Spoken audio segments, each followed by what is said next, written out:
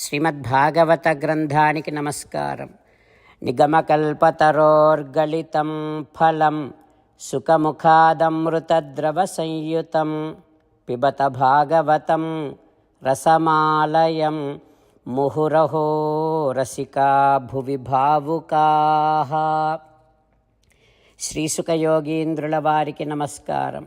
యం ప్రవ్రజంతమనుపేతమపేతకృత్యం ద్వైపాయనో విరహకాతర ఆజుహావ పుత్రేతి తన్మయతయా తరవోభినేదుః తం సర్వభూతహృదయం మునిమానతోస్మి.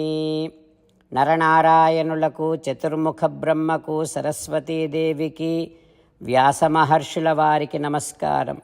నారాయణం నమస్కృత్య నరం చైవ నరోత్తమం దేవీం సరస్వతీం వ్యాసం తతో జయం ఉదీరయేత్.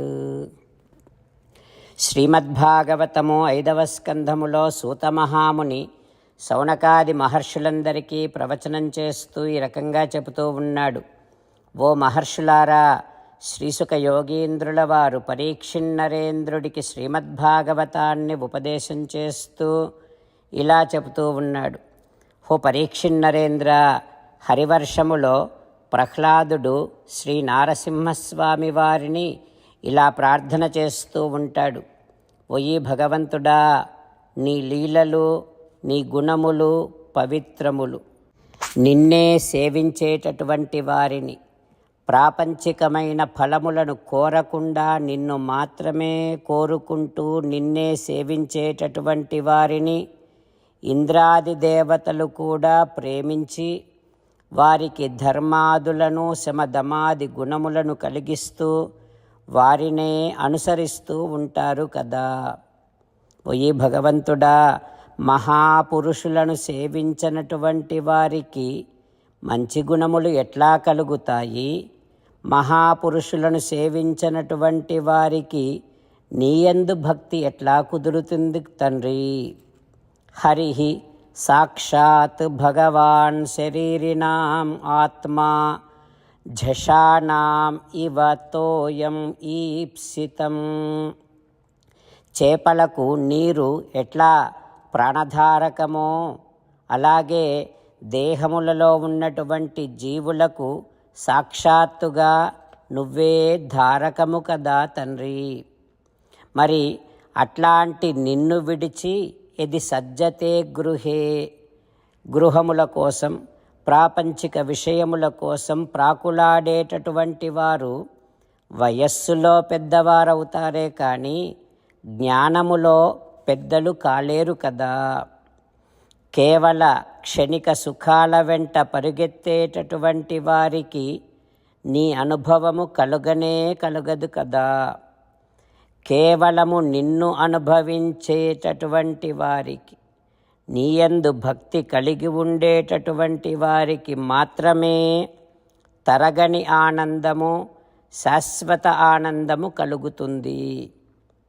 ఇక ప్రాపంచిక విషయముల వెంట పరిగెడితే కూడా అది కూడా తరగనిదే, కానీ తరగని దుఃఖం శాశ్వత దుఃఖము కదా అంటూ ప్రహ్లాదుడు మునిపుంగవులందరితో కలిసి హరివర్షములో శ్రీ నారసింహస్వామి వారిని ధ్యానము చేస్తూ ప్రార్థన చేస్తూ ఉంటాడు అని శ్రీసుఖ యోగీంద్రుల వారు ఉపదేశం చేస్తూ ఉన్నారు. ఆ తర్వాత ఏం జరుగుతుందో రేపు తెలుసుకుందాం. ఓం శ్రీకృష్ణ పరబ్రహ్మణే నమః. ఓం అస్మద్గురుభ్యో నమః. అంతేకాకుండా మనం ప్రతిరోజు శ్రీమన్నారాయణుడికి ఒక 8 పనులు చేస్తాం అని మాట ఇద్దాం. ఎందుకంటే శ్రీకృష్ణ భగవానుడు 18వ అధ్యాయములో 65 నుండి 70వ శ్లోకాల ద్వారా శ్రీమద్భగవద్గీత అంతటికీ సారభూతముగా మనకు 8 పనులు చేయమని చెప్పాడు. అలా చేస్తే చాలు, నేను మిమ్మల్ని అన్ని విధాలుగా రక్షిస్తా అని ప్రమాణపూర్వకముగా ప్రతిజ్ఞ కూడా చేశాడు. అందుకని శ్రీమద్భగవద్గీతను అంతటినీ విన్న తర్వాత అర్జునుడు కూడా చివరకు కరిష్యే వచనం తవ, కృష్ణ నువ్వు చెప్పినట్టే చేస్తా అని అన్నాడు కనుకనే భగవానుడు అర్జునుడికి అన్ని విధాల విజయాన్ని అందించాడు. మనం కూడా ప్రతిరోజు శ్రీమన్నారాయణుడికి ఆ రకంగానే మాట ఇద్దాం. 8 పనులు చేస్తాం అని మనము మాట ఇస్తే అది అష్టాక్షరీ మహామంత్ర జపము చేసినటువంటి ఫలితాన్ని మనకు ప్రతిరోజు ఇస్తుంది. ఇట్లా మాట ఇవ్వటం కంటే గొప్ప పూజ, యజ్ఞము, తపస్సు మరొక్కటి లేనే లేదు. అందుకని నేను అంటూ ఉంటాను, మీరు మనస్సులో భావిస్తూ ఉండండి. ఈ రకంగా మనము మాట ఇస్తూ ఉంటే శ్రీకృష్ణ భగవానుడి ముఖారవిందములో కలిగేటటువంటి ఆనందాన్ని మనం ప్రతిరోజు దర్శిద్దాం, ఆస్వాదిద్దాం. జై శ్రీమన్నారాయణ. హో శ్రీమన్నారాయణ, నువ్వు చెయ్యమన్నట్టే నేను నిన్నే సంతతము ధ్యానము చేస్తూ ఉంటా. హో శ్రీమన్నారాయణ, నువ్వు చెప్పినట్టే నేను నీ భక్తుడిగానే ఉంటా. హో శ్రీమన్నారాయణ, నువ్వు చెయ్యమన్నట్టే నేను నా విధులను, కర్తవ్యాలను నీ సేవగా, నీ తృప్తి కోసమనే సక్రమంగా నిర్వర్తిస్తూ ఉంటా. హో శ్రీమన్నారాయణ, నువ్వు చెప్పినట్టే నేను నీవాడిని అనే మహావిశ్వాసముతో నీకే నమస్కరిస్తూ ఉంటా. హో శ్రీమన్నారాయణ, మామేకం శరణం వ్రజ, నన్ను ఒక్కడిని మాత్రమే శరణు వేడుకో అని నువ్వే అన్నావు కనుక నేను నిన్ను ఒక్కడిని మాత్రమే శరణు వేడుకుంటా.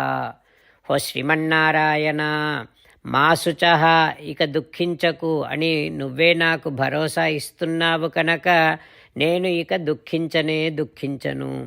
హో శ్రీమన్నారాయణ, నువ్వు చెప్పినట్టే నువ్వు నా కోసమని అనుగ్రహించినటువంటి శ్రీమద్భగవద్గీతను ప్రతిరోజు కనీసము 1 శ్లోకాన్నైనా జ్ఞాపకం చేసుకుంటూ శ్రీమద్భగవద్గీతను అనుసంధానము చేస్తూ ఉంటా. హో శ్రీమన్నారాయణ, నువ్వు చెప్పినట్టే నువ్వందరి కోసమని చెప్పినటువంటి శ్రీమద్భగవద్గీతను తెలియని భక్తులందరికీ తెలియచేసే నా వంతు ప్రయత్నాన్ని నేను నిరంతరము కొనసాగిస్తూనే ఉంటా.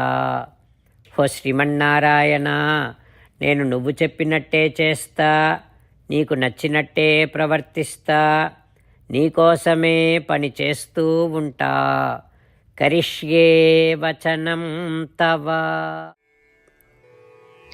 జై శ్రీమన్నారాయణ. భక్తులకు ప్రత్యేకమైనటువంటి విజ్ఞాపన. మీకు అన్ని విషయాలలో వెంటనే మంచి ఫలితాలు రావాలి అనంటే ప్రతిరోజు 1 నిమిషం వెచ్చించి నారాయణాస్త్రాన్ని చదవండి. ఇక మీకు తిరిగే ఉండదు. నారాయణాస్త్రాన్ని పొందడానికి మీరేం చేయాలంటే నారాయణాస్త్రం అనే వెబ్సైట్కి వెళ్ళి మీ పేరు, మీ ఈమెయిల్ ఇస్తే మీ ఈమెయిల్కి నారాయణాస్త్రం PDF వస్తుంది. అందులో ఒక రామాయణ శ్లోకం, ఒక గీతా శ్లోకం, ఒక విష్ణునామం ఉంటాయి. ఆ 3ంటిని కలిపి నారాయణాస్త్రం అంటాం. ప్రతి ఒక్కరికి వేరువేరు శ్లోకాలను ఇస్తున్నాం.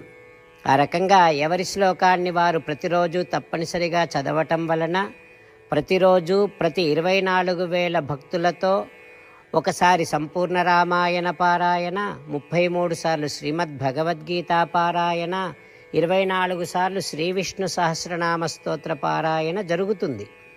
ప్రతి ఒక్కరికి అంతటి విశేష ఫలితము ప్రతిరోజు లభిస్తుంది.